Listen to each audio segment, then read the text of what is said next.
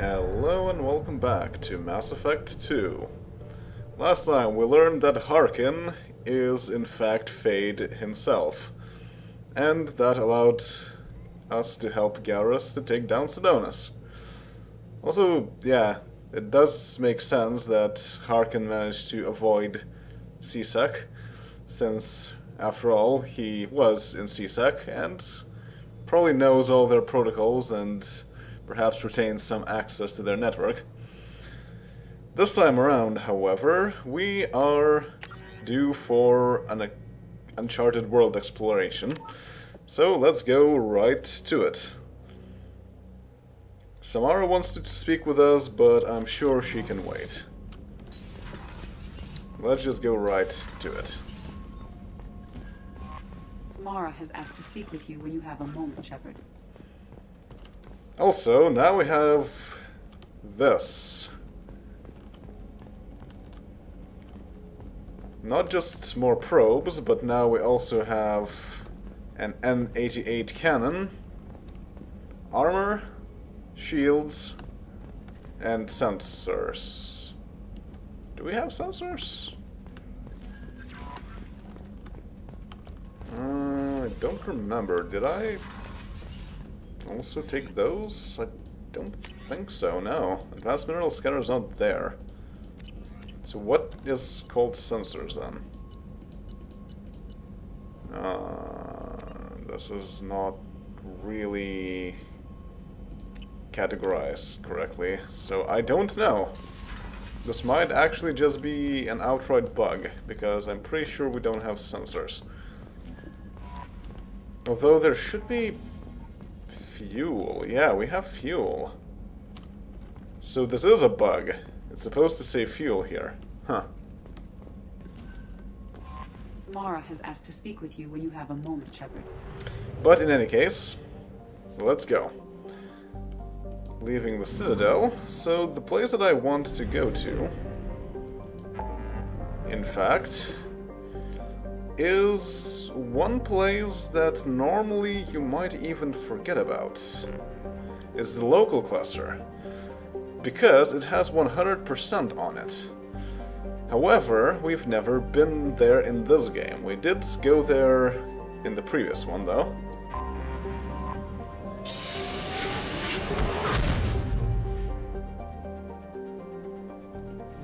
And we only have the Sol system here, obviously with the mass relay. So let's just go through the Sol system and see if any of the descriptions of the planets have changed. Starting with Mercury. A handful of solar power stations exist on peaks of eternal light at the north and south poles of Mercury. The difficulties imposed by the planet's proximity to the Sun and high orbital velocity have limited development. Population 340. Well, makes sense to use Mercury for collecting solar power. And we also can scan them with the scanners, interestingly enough. However, this is still moderate, and I'm still not going to bother with that. Then we have Venus. With its molten temperatures, sulfuric acid clouds, and crushing carbon dioxide atmosphere, Venus has only a handful of aerostat research outposts. Population 800. Orbital distance, period, radius, length. The usual things, not changed from last time, of course. And I'm guessing that the images that they use are based on real images taken from NASA. Of course, not all of them are. So it's pretty good on Venus, but it's still not good enough. Earth. For detailed information, please refer to the standard issue Alliance Galactic Codex. Earth's orbit is riddled with debris generated by bootstrap space development. Use of kinetic barriers is recommended at altitudes over 85 kilometers. So, yeah, apparently space debris has been a bigger problem than it is now. That's an interesting take on it. And the population is 11.4 billion. A bit more than there are now.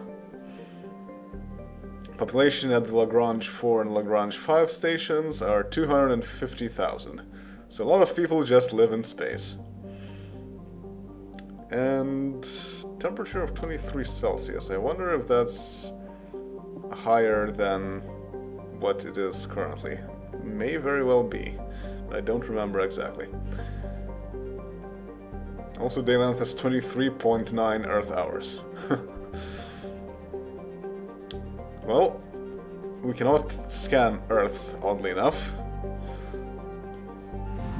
But that is also understandable. Next is Mars. Once considered a prospect for terraforming and colonization, the discovery of faster-than-light travel turned Mars into a quiet backwater. Its southern pole is a historical preserve centered on the Prothean ruins found there. Immigration and development are restricted as the search for the Prothean artifacts continues. That is true. There are people living on Mars. Oh yeah, and we can't actually go look at Luna anymore. Unlike in the first game. Anything in the asteroid belt? Apparently not. Also, the stars are kind of nicely aligned. Next off is Saturn. Saturn has been a major source of helium-3 fuel for fusion plants since the 2150s. The moon of Titan is mined for hydrocarbons and used as a hostile environment training facility for Alliance Marines. Population orbitals in Titan, 117,000. Capital is Huygens-Dome. And Saturn is good. Still not good enough.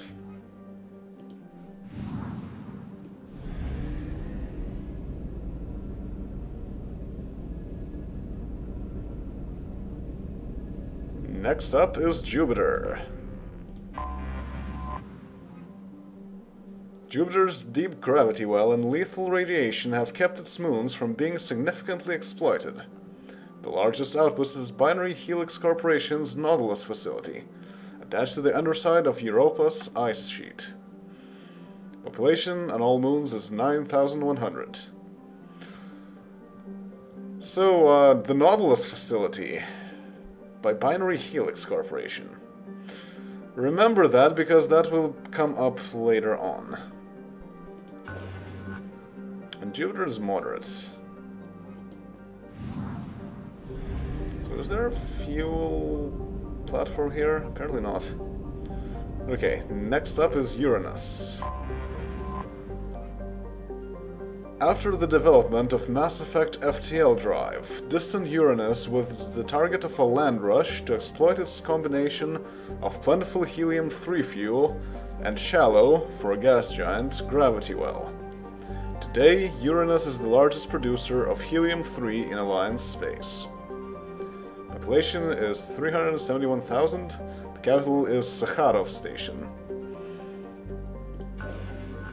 And, of course, since there was the gold rush, Uranus is depleted. However, that does not mean that there is absolutely nothing on it. And this has a an Easter egg associated with it. So it's quite like a regular depleted planet. There are some small stalks, but I think there might be also a few larger ones. Yeah, there we go. So there's a slightly larger one. Where was it? Something like this. Really, Commander? So Edie has something to say about it. And yeah, I'm not seeing many more deposits here. Oh! There's something there. Not much, but hey. Probing Uranus. It's Uranus, Edie, please. And afterwards it's just the regular messages about probing. Originally, when I played the game for the first and I think the second time, I would just mine everything. If there is any deposits at all, like on Uranus that we saw, I would mine that as well. It's apparently very inefficient when it comes to credit use, but I just thought that, hey, well, I can mine this. If I can, then why shouldn't I?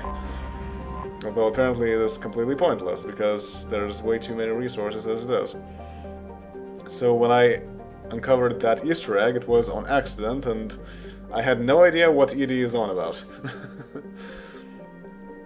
Okay, and then Neptune. Though Neptune, like Uranus, has plentiful helium, its remoteness made it an unpromising target for mining before the development of Mass Effect Drive. With Uranus cheaper to exploit, it has never seen extensive development. The only permanent human presence is a small research facility on Triton. 70 people there. And nothing else here. It's even poor.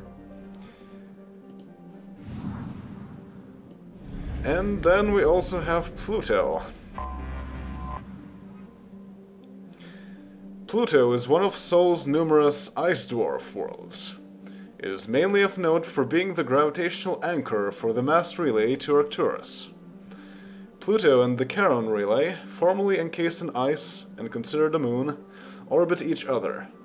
Pluto's orbit was circularized in 2157 as a side effect of the Charon mass relay recovery operations. Population at the gateway stations 9,300. So as you can see, this has been updated to say that it is an ice dwarf world and not a planet anymore, because indeed between the games it was officially classified as an ice dwarf and not a planet. And it still is to this day. Although there are still people who are angry about that and say that it should be a planet. But then there's also a whole bunch of other small ice planets, ice dwarfs, small planetoids things, that would also be considered planets if you consider Pluto planets, so too many planets. Can't have that. And we cannot go to Arcturus, even though technically the relay connects to Arcturus, and only from there can you go to other star clusters. But we will see Arcturus in Mass Effect 3. Alright, so the next place that I want to go to might require some searching, because I don't know where it is.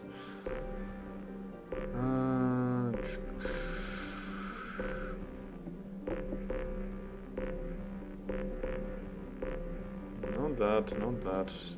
There we go. Eagle Nebula. Quite close to the Citadel.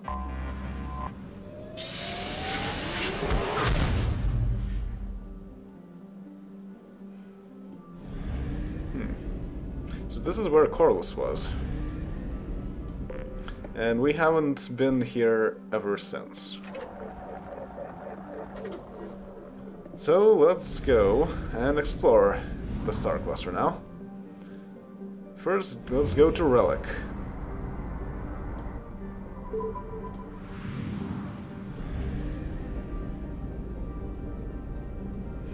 This is an interesting star system. First of all, murky water.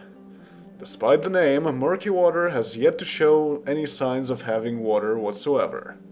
Its name is a literal translation from the original Hanar, who consider murky water a sign of danger. Murky water has a hazy, crushing atmosphere of carbon dioxide and methane, which brings the surface heat to boiling levels. It remains unexploited, its gravity and temperature too high to bother. If it's unexploited, then it might have something to scan. Indeed, it's rich. So, as you can tell by the description of this planet alone... Launching probe. This place is, in fact, a star system of the Hanar. Probe launched. So we might learn some more about them, and perhaps also the Drell, since they are related. I don't remember if Kaja is here, though. I'm guessing it's not. But I'm not sure. We'll see in due time.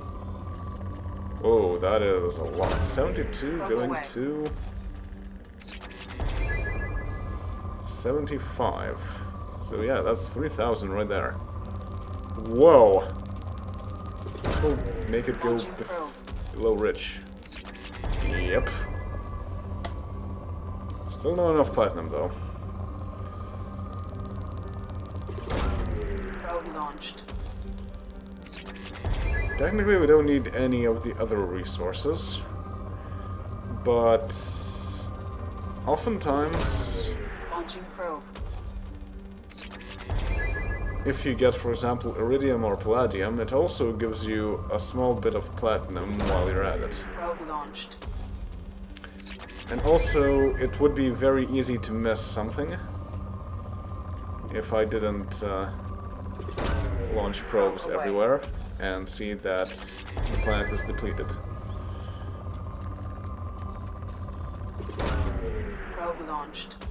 And besides, now we have a whole bunch of probes, so we can afford that. It's already depleted, but still there's something. Now that was not worth it. Okay. Alright.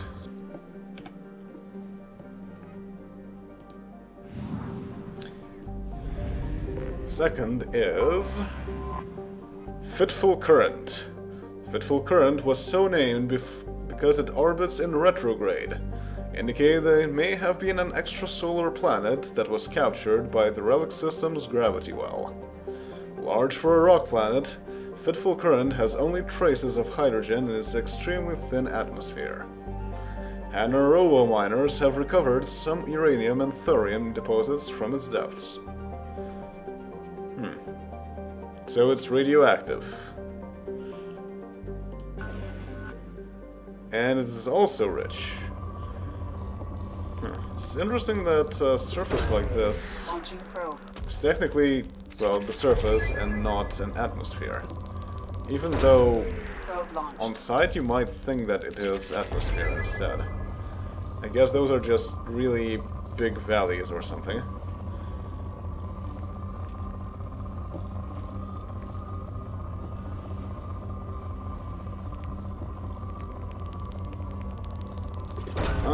Launching probe. Nope, just iridium. And this is not worth it. Aha! Platinum. Excellent. Launching probe. Whoa. Probe Will this away. also give platinum? Yes. Nice.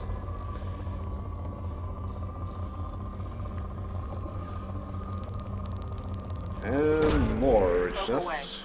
This will give platinum. Yep. Even palladium too. Probe away.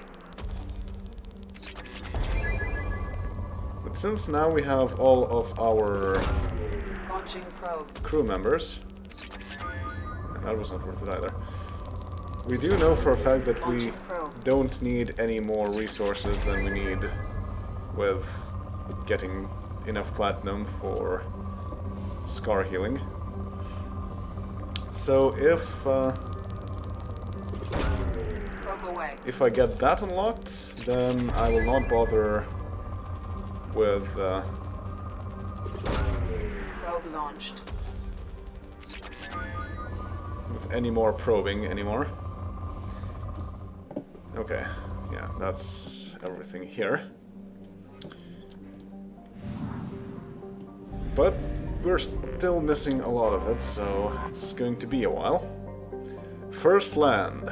A hydrogen-helium gas giant believed to be an extrasolar capture, First Land is home to many space stations supporting the ubiquitous refueling platforms. A thriving community of Drell and Hanar make their homes in orbit here. giving the solar system's robo-miners somewhere to go when the 50-hour days and nights are driving them mad. Aren't robo-miners, you know, robots? Is this a reference to something? And that's moderate. Not good enough. Already half of our probe is gone. Island Wind. A large hydrogen-nitrogen gas giant, Island Wind is named for the sweet-smelling land breezes that come off the archipelagos of Kaja in the evening. As tumultuous as any other Jovian giant, Island Wind has cyclones that span tens of thousands of kilometers. Moderate.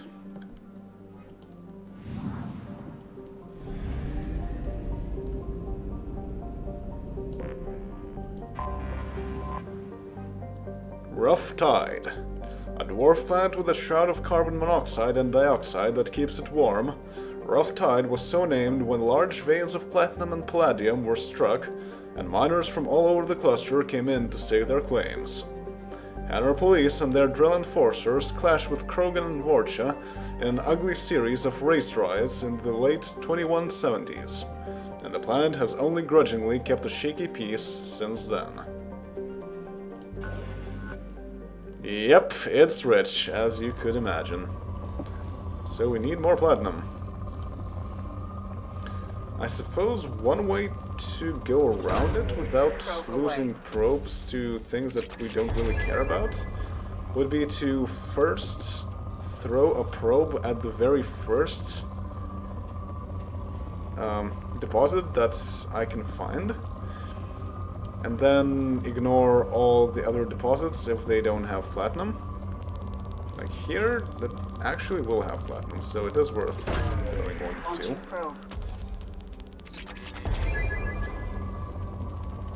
But otherwise, I can just cycle around and then look at where my first probe was to know that it's basically all explored already. And yeah, so now it shows full, but we need more for the dermal regenerator. Probe launched. I think we need 60, or is it 50,000?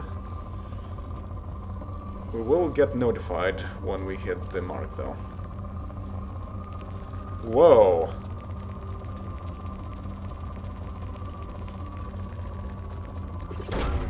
Probe launched. Rich to poor.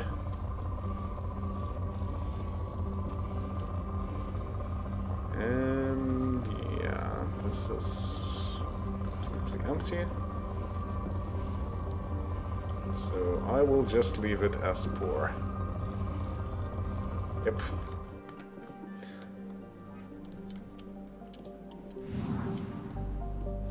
Then the asteroid belt.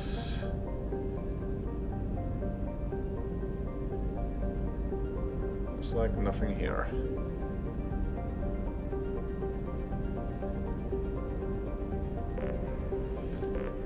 This looks pretty nice. It is pretty nice, wow. Prague Mouth. A hydrogen-helium gas giant, Prague Mouth is a ship-killing enigma. The Bermuda Triangle of the Terminus Systems. There are many theories why ships never return from there. Undetectable space debris, old disruptor torpedoes and magnetic mines from a long-forgotten war, even miniature black holes. But what is clear is that too many ships have been lost there for it to be happenstance. Travel advisory. Due to the large number of ships lost when attempting to discharge their drive cores in Prague Mouth, the Relicus system highly recommends using First Land's complementary discharge stations instead. So this might also be rich. No, it's moderate. You'd think that after all of those ships that fall in, you would find a lot of metal in it. Also, it's a nice shade of purple.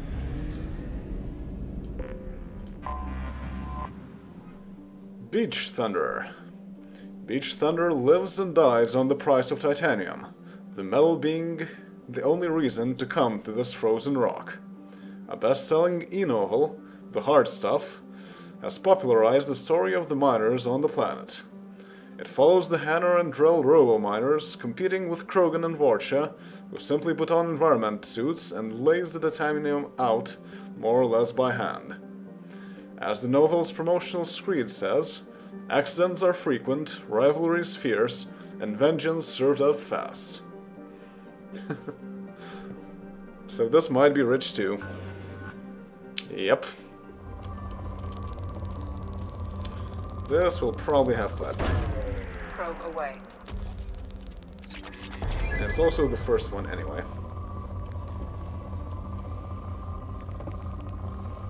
So it's unlikely that... Wow, that is a lot of platinum.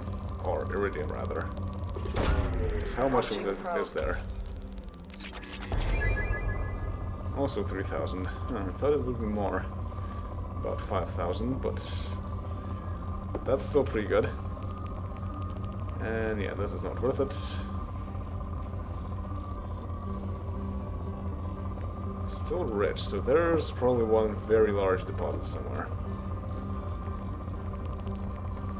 Still not worth it. Not worth it. This is very much worth it.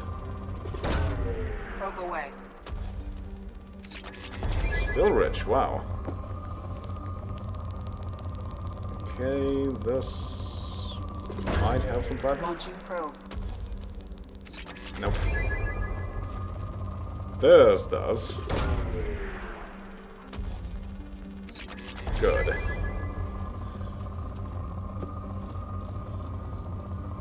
These are not worth it.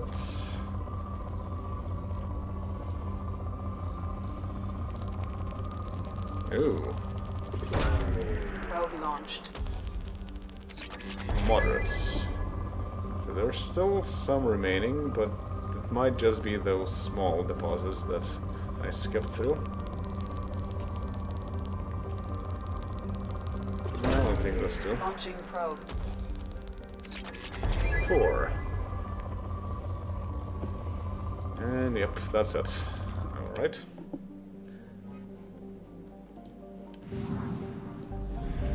And yep, it's 100%, so Kaja isn't here. Not sure where exactly it is, but we'll find it someday. However, for now, let's go to Amon.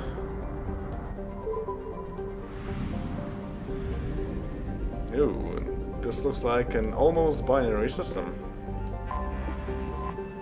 Sekhmet. A hydrogen-helium gas giant believed to have entered Amon's system within the last billion years, Sekhmet was the site of an important battle in the Anhur rebellions.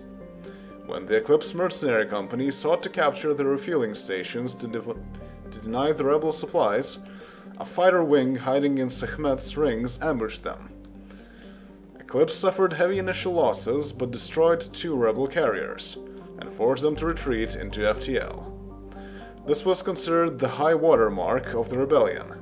At no point after the Battle of Sekhmet did the rebels have a victory.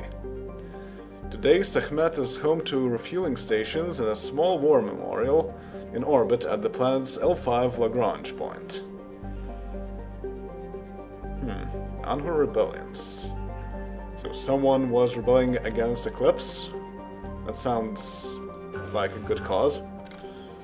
And this is just moderate.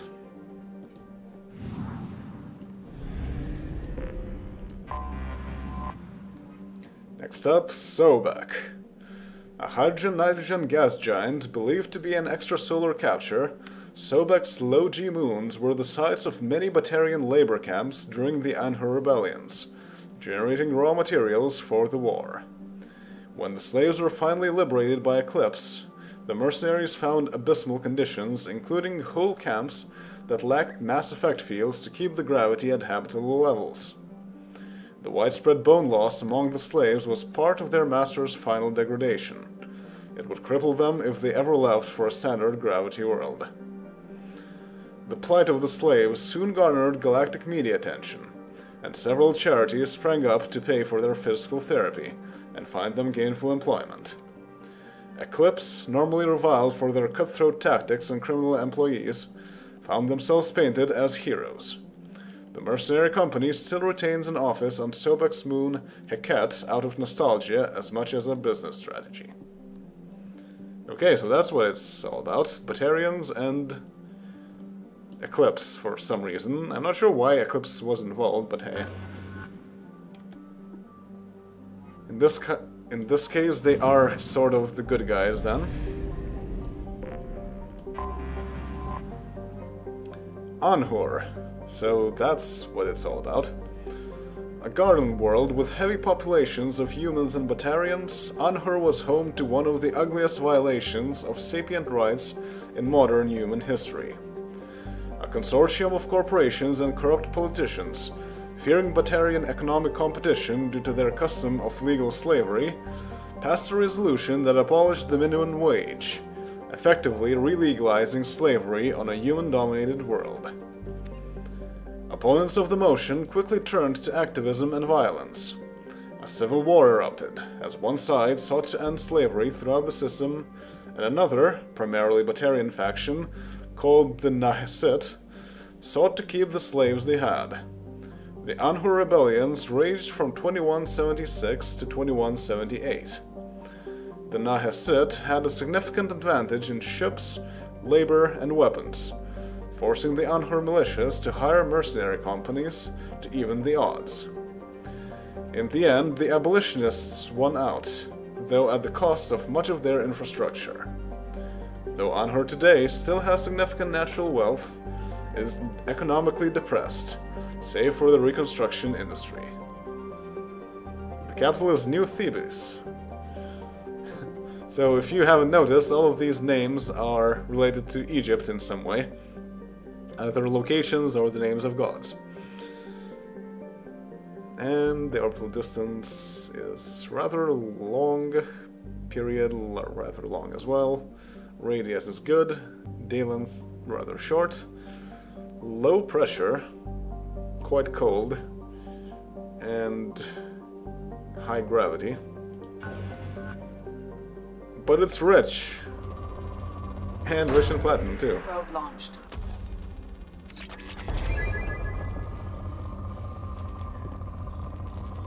That is also platinum. Probe away. So we're getting there quite quickly. I saw something. Aha. Launching probe. Which is good. And this might also have some platinum. Yep, it does.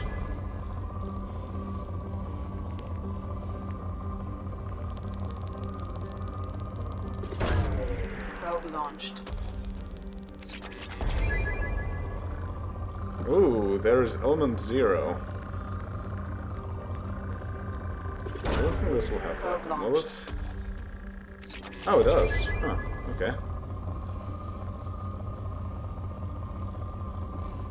But, yeah, we don't really need element 0. It's not bad to have around, because if you want to retrain your powers, you need to constantly spend element 0. Probe launched. But we do have a whole lot of it already, so it's kind of not that useful.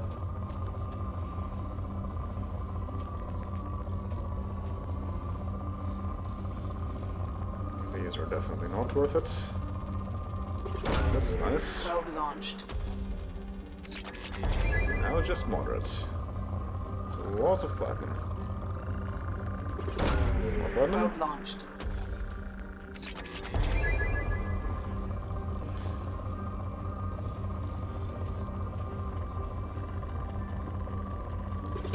Platinum. Probe away. Yes. Ooh.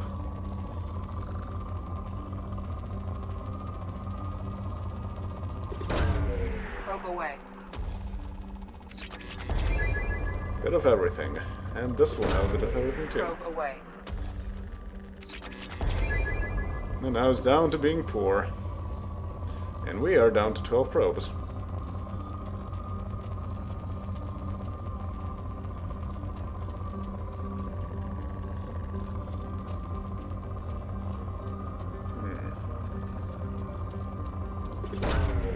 Launching probe. Yep, that was worth it. The reticle reaches more than what it shows, so if you put it in between two deposits, you will get to mine both of them, even though the indicator doesn't really show that. Alright, and now we have 2 more planets left, and I think that will be it. Detected. Or maybe it will be it here, because anomaly detected in Neith. Cold and dry, Neith has a thin nitrogen atmosphere and vast salt flats at its equator, which is warm enough for liquid water to pool during the summer period. The revealed salt is collected and sold to sodium-poor planets for agricultural purposes. During the Anhu rebellions, Neith was a staging ground for Eclipse ships, and was the site of their first defeat, when the enemy Nahesit surprised and routed them with a superior force. Some wreckage from the battle can still be found on the planet today. Salt flats, that sounds quite similar to one of the planets that we were on in the first game. Translation error. Status of system operator is not known. General distress. Beacon process interrupted. Translation error. Status of system operator is not known. General distress. Beacon process interrupted. Translation error. Status of system operator is not known. General distress. Beacon process interrupted. I have found something. Anomaly detected. Surface scans indicate wreckage of a merchant freighter. Configuration unknown. Damage to ship catastrophic. Detecting movement, but no signs of organic life. Well, if there's movement, but no organic life, it might be synthetic life. But we will find that out next time to investigate the shipwreck. See you all then.